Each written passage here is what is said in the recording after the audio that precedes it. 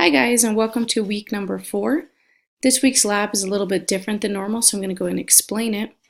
Some of you guys noticed when you first logged in or on the announcement scroll, there is extra credit up and coming. I will be discussing that next week.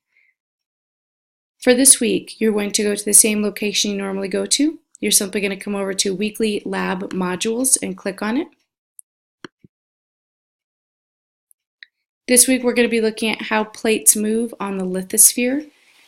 Our lab this week is going to be a little bit different. You will not be doing a sketch this week. This week you're going to be engaging in an online interactive. That's why I chose this particular picture. To get into the module, just like normal, you're simply going to click, and the different pages will walk you through the instructions.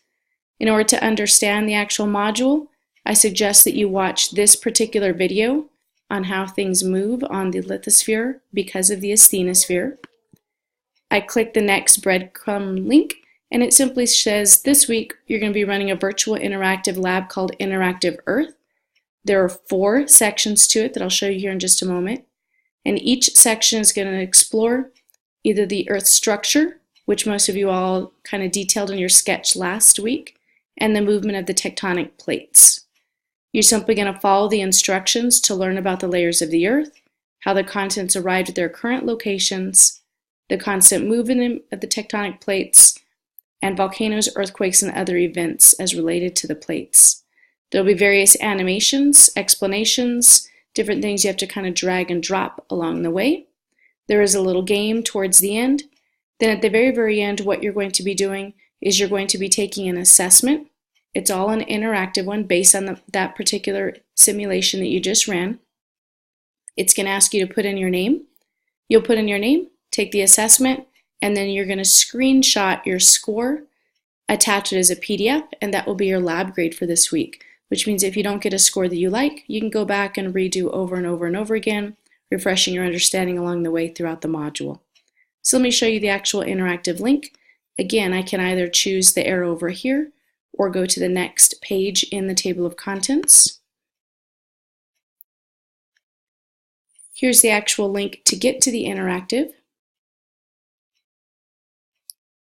When I get to the interactive, you can see there are various different pieces that you'll be kind of manipulating. Again, this should look very, very similar to your sketch last week, at least initially.